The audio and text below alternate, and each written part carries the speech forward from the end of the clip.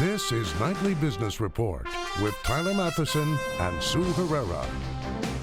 NYSE interrupted for an unprecedented 3.5 hours today. No stocks traded on the big board because of a software malfunction. What happened? Why? And how vulnerable are investors like you in the age of electronic trading? Not even a long trading halt could give stocks any relief today. The Dow, NASDAQ, and S&P 500 all suffer stiff losses as China shares plunge again and Greece's debt debacle rolls on. A growing number of American workers are quietly kidnapped overseas every year.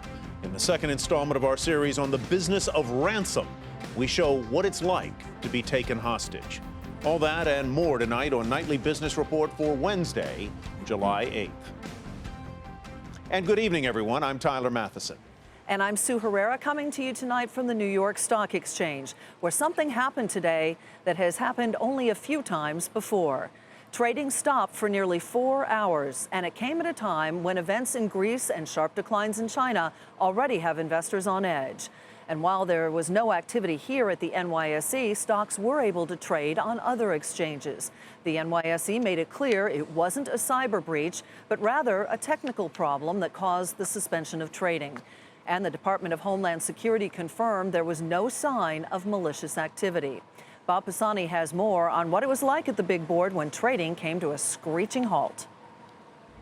What started as a day concerned about Greece and China turned into a waiting game, waiting for the NYSE floor to reopen. The NYSE experienced what they call connectivity issues at the open, meaning issues communicating orders between their customers. It was quickly resolved and didn't appear to affect overall trading. But then at 11:32 Eastern Time, the NYSE shut the entire floor down for what they called a technical issue. Trading on Archipelago, the NYSE's electronic trading platform, continued as usual, as did trading in NYSE-listed stocks on other exchanges, including NASDAQ.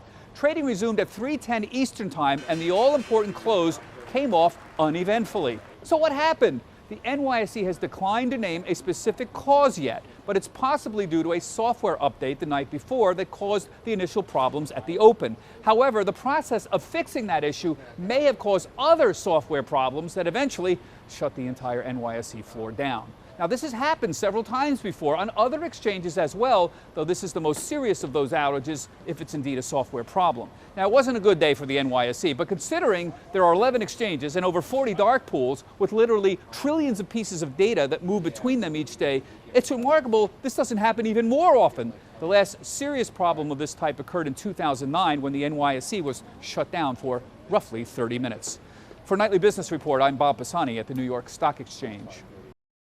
So how concerned should investors be when something like this happens? Kenny Polcari joins us. He works on the floor of the exchange. He's director with O'Neill Securities. Good to have you on NBR, Kenny. Nice to be here with you. So how concerned should the retail investor be when we have a 3.5-hour trading halt? Well, listen, it certainly was unprecedented, but the retail investor need not be concerned because, as Bob pointed out, there are now today 11 exchanges. So the market there's not just the New York Stock Exchange the way there used to be years ago. You know, with market modernization and technology and after events of 9/11, the whole structure of the market has changed. And so what's actually very important and what investors and retail investors should know is that there were other venues to pick up the slack where we were unable to perform. And in that case, it performed beautifully. The markets didn't melt down. The markets didn't get nervous. Actually, a retail investor, if he wasn't watching the news or didn't pay attention, he would have no idea that this was even happening because the transition was just so smooth. So in that sense, it was very, very good.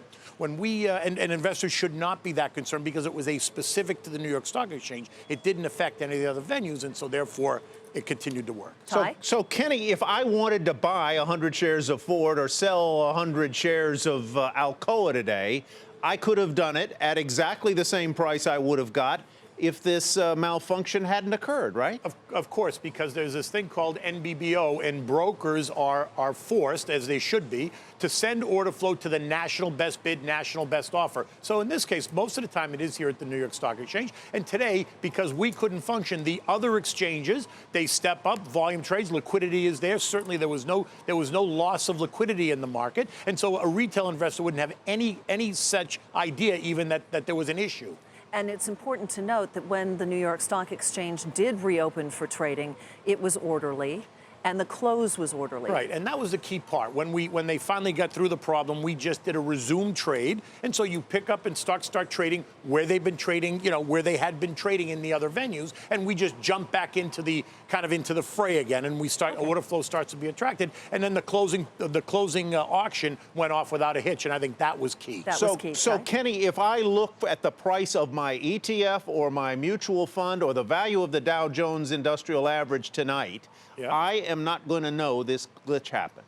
You wouldn't have any idea because, as I said, trading went all day long. And it went on uneventfully, and then the closing auction happened here. So mutual funds, ETFs, everyone that gets priced off the primary markets close, in fact, got the primary market closed with no issues. And so, yeah, you wouldn't have any idea. And actually, that's a benefit to the retail investor in this country. All right, Kenny Polcari of O'Neill Securities, thank you so much for joining us. Thank you. Ty? Well, Sue, that software failure at the New York Stock Exchange wasn't the only one that happened today, not by a long shot. Early this morning, a computer issue at United Airlines grounded its planes worldwide for more than an hour. 4,900 flights affected, 400,000 passengers, and that caused a prolonged ripple effect of heavy delays throughout the day at United hubs in Chicago, Denver, Houston, Newark, among others. The airline blamed a router malfunction. And for a while, the Wall Street Journal's homepage, that's what you saw, an outage, though other sections of the website did continue to work. Sue? Well, on Wall Street, stocks fell hard, dropping at the open and staying lower until the closing bell. Concerns about the pace of global growth after a sell-off in Chinese stocks spilled over into the U.S. markets. At the close, the Dow Jones Industrial Average fell 261 points to close at 17,515. The Nasdaq fell 87 points, and the S&P 500 was off 34. Well, as Sue just said, Chinese stocks took another plunge today, and it was dramatic despite that country's regulators taking fresh steps to bolster the market. The Shanghai Composite fell another 6% overnight, making that index's total decline over the past month about 30%. That translates into more than $550 billion worth of losses. And the recent plunge hasn't gone unnoticed by U.S. Treasury Secretary Jack Lew. I think the concern that is a real one is what does it mean about long-term growth in China? I think that that I would break into two pieces. One is how do China's policymakers respond to this, and what does it mean in terms of the core condition of the economy? I think the first is quite critical. Eunice Yoon in Beijing tonight reports on a bubble bursting.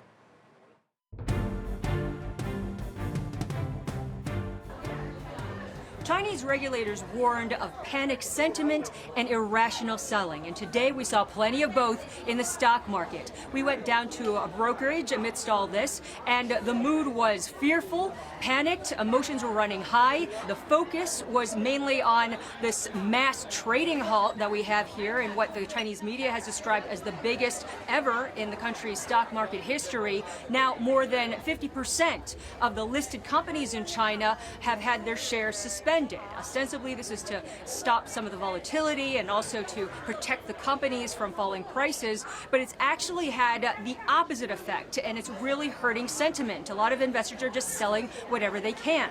The anger was directed mainly at the government. A lot of investors, one in particular, was complaining to us, saying that the government got them to buy a lot of these shares, and now they're all falling into an abyss. And that really gets at the heart of why the government is behaving the way it is with such unusual moves and throwing everything, including the kitchen sink, at the problem. Because the concern is that the stock market issue could become a social stability issue here. The government came in with other measures, saying that it was going to continue with its liquidity assistance via the central bank. Also, government authorities called on state-owned enterprises not to sell their shares. More than 100 have now pledged not to sell their shares and actually to even buy shares. And other companies and executives have said that they're taking up what they describe as a patriotic fight in order to buy up shares and save the stock market. For Nightly Business Report, I'm Eunice Yoon in Beijing. That drop in China's stock market comes at a time when there are increasing signs the economy in that country is slowing.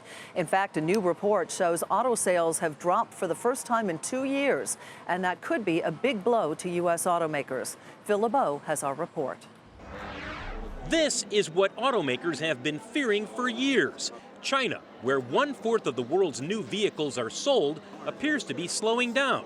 The China Passenger Car Association, which tracks retail sales at dealerships, says sales dropped 3.5% in June, the first monthly decline in 2 years. Exactly why Chinese consumers are pulling back is unclear, but it coincides with a plunge in the Chinese stock market of 30% in the last month. For U.S. automakers like Ford, which has been aggressively expanding in China, a drop in demand is a concern, as it is for GM, which is in the midst of pushing its Cadillac brand in China. Still, GM CEO Mary Barra is confident her company can do well, even if China's car buyers pull back.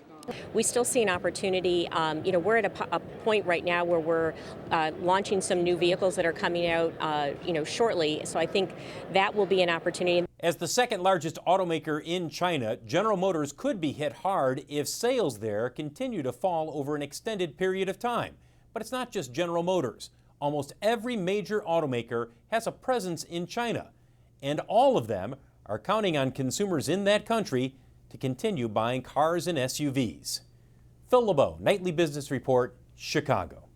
And as Phil just mentioned, it is not just GM that has exposure to China. Our next guest tonight says there are lots of other companies that may have to reset their expectations as well if China's economy slows markedly. He's Chad Morganlander, portfolio manager at Stifel Nicolaus. Chad, welcome. Good to have you with us.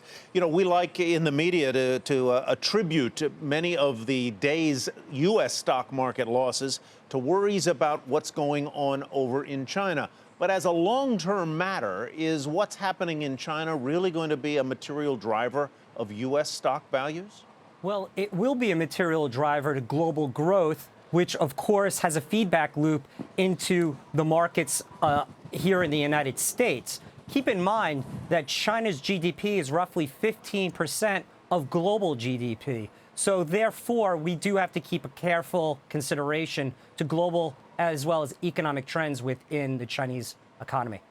Chad, how worried are you about what's happening with the Chinese stock market and the Chinese economy, especially in light of the fact that the central bank seems to be kind of throwing, as Eunice Yoon said, everything but the kitchen sink at it, and it's not working?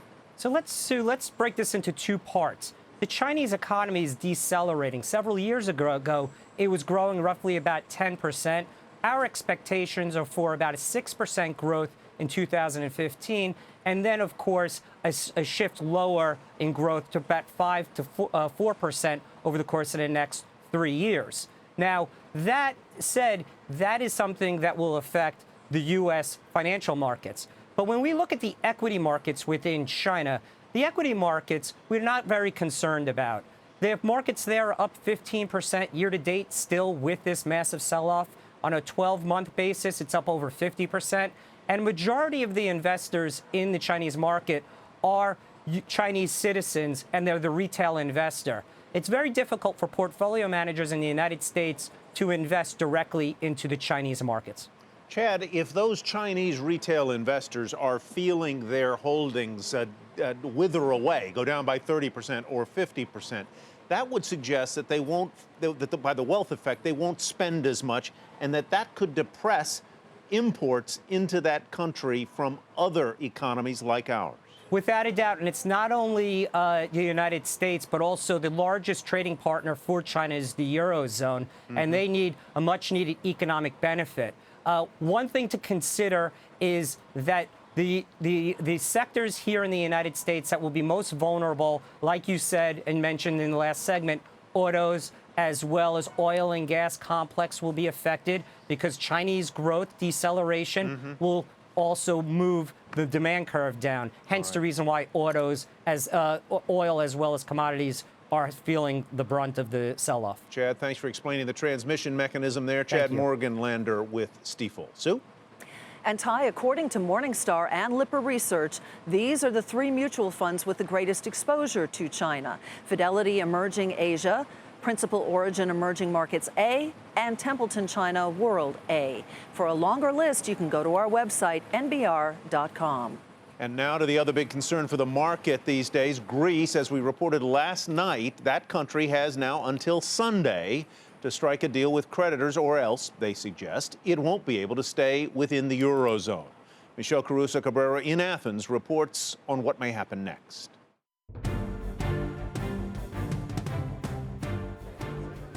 After last night's disastrous meeting, today Greece's new finance minister submitted yet another letter asking for a bailout. This one softer, less strident in tone. And he promised that by tomorrow he would submit a list of detailed reforms that would satisfy Greece's creditors. Still, the endless delays led to scathing criticism of the country's Prime Minister, Alexis Tsipras, as he attended a meeting of the European Parliament in Strasbourg, France. You are talking about reforms, but we never see concrete proposals of reforms. And I'm angry why? I'm angry because we are in fact sleepwalking towards a Grexit. Already 5 years we are sleepwalking with the help and with the support, you hear them, of the people of the extreme right at the end.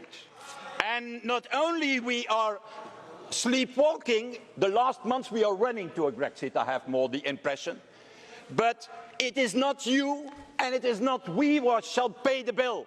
It's going to be the ordinary Greek citizens who are going paying the bill of a Grexit of 30–40%.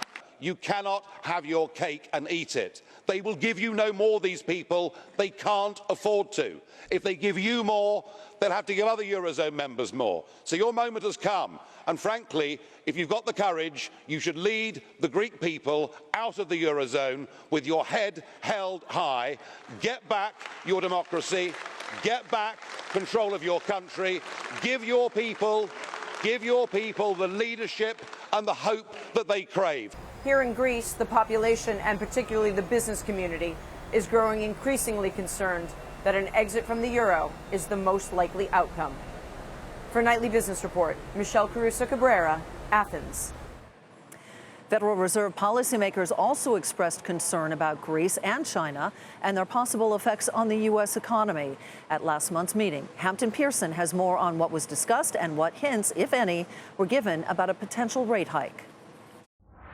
When Federal Reserve monetary policymakers met in mid-June, they were looking for more signs of a stronger U.S. economy and concerned about the continuing Greek debt crisis, as well as signs of an economic slowdown in China.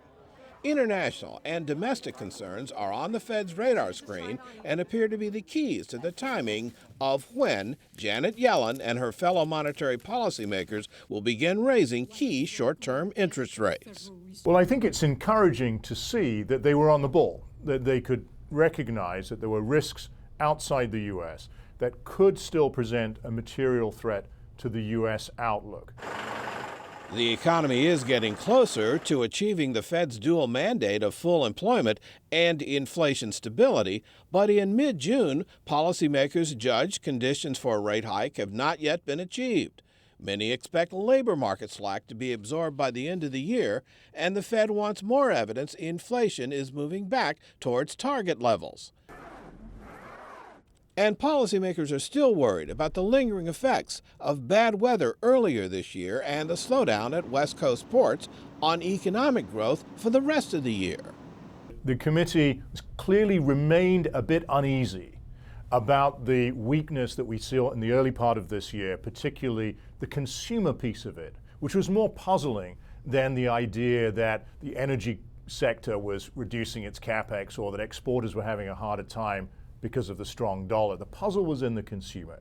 Next week, Fed Chair Janet Yellen reports to Congress on monetary policy and the economy, to be followed at the end of the month by the next FOMC meeting. For Nightly Business Report, I'm Hampton Pearson in Washington. Still ahead, did the first big company report earnings this season knock it out of the park or strike out? Alcoa's results next.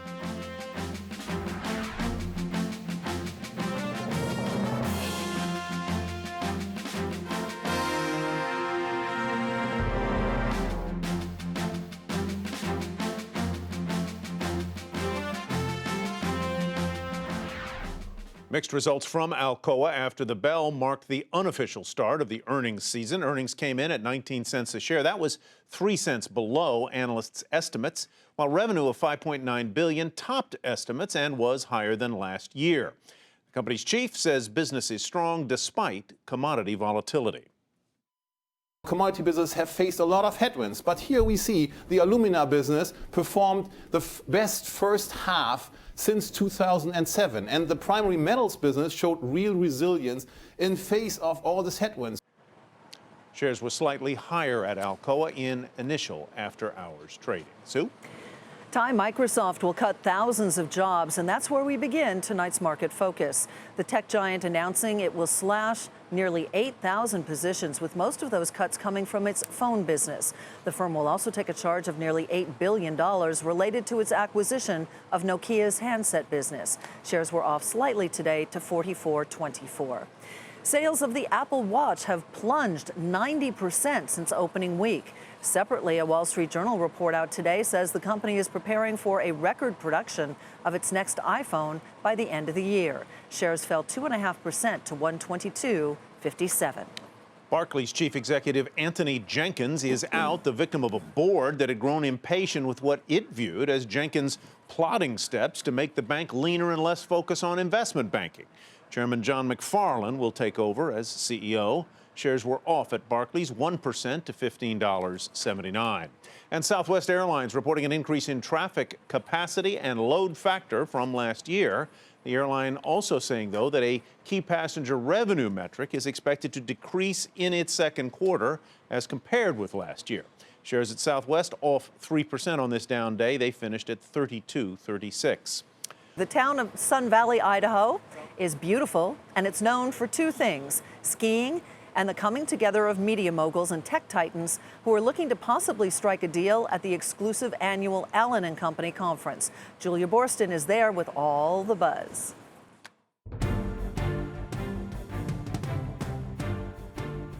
From Disney CEO Bob Iger to Tesla and SpaceX CEO Elon Musk, from Amazon's Jeff Bezos to Apple's Tim Cook, Allen & Co. gathers billionaire investors, media moguls, and tech titans to spark conversation and deals. There's always consolidation. Consolidation is the nature of things. Well, we're always looking for acquisitions. Attendees here in Sun Valley are buzzing about Elon Musk, who took the stage on Wednesday morning along with LinkedIn founder and chairman Reid Hoffman. Musk talking about the potential to grow Tesla with its new SUV, which is in the works, as well as SpaceX needing to overcome the recent explosion of one of its rockets, which he called a setback. We want to look at, of course, what went wrong, but also take a thorough review of the data and see if there were any near misses. Could there have been something else that might have gone wrong, and what we need to do to fix that. Our goal is to have the most reliable rocket ever, because obviously this is going to be launching astronauts in a couple of years, so it needs to be super, super reliable. While attendees here talk about Musk's comments about space and head out on their whitewater rafting trip, they're watching out for the next wave of deals. Last year, Verizon's $4.4 billion acquisition of AOL hatched at Sun Valley. The prior year, it was Jeff Bezos' purchase of the Washington Post that took root. We'll be watching these heavy hitters for the next big deal. For Nightly Business Report, I'm Julia Borston in Sun Valley, Idaho. Coming up, what to do if you find yourself in a situation no one ever wants to be in. The second part of our series, The Big Business of Ransom, is next.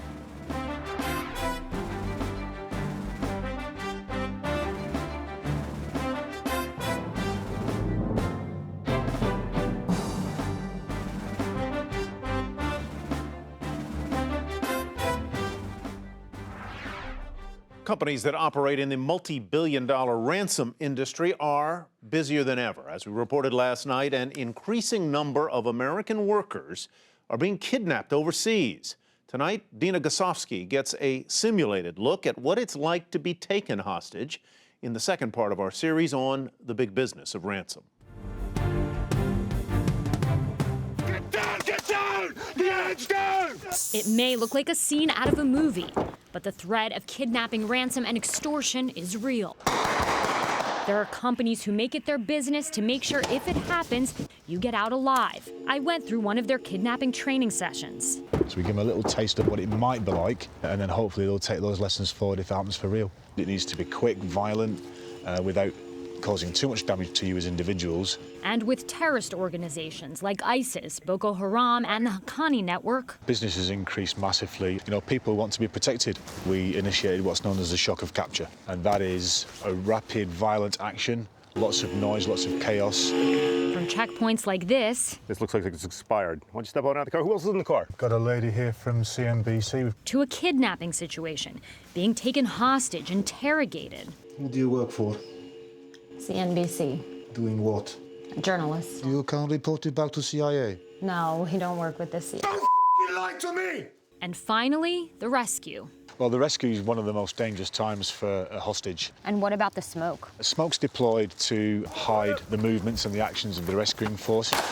We put fake pots in the ground, people stand on them, don't know what's going on. In a war zone, one false step and this could happen. So you're essentially using the same tools as the U.S. military and the British Army would? Yeah, sure. But all this will cost you. It's a 2-day course preceded by some e-learning. That's around $2,500 per person. There's a growing need for companies like this. Though most kidnappings go unreported, the estimated number is about 50,000 to 85,000 per year, with estimated annual ransom payments upwards of $2 billion. Employees need to be safe. The employers and the companies want their workers to be able to live and work and operate in these countries. And that's why companies like this don't have to worry about losing business anytime soon. For Nightly Business Report, I'm Dina Gosofsky in Westchester, New York. And that's Nightly Business Report for tonight. Thanks for joining us. And I'm Tyler Mathisen. We'll see you tomorrow. Thanks for being with us.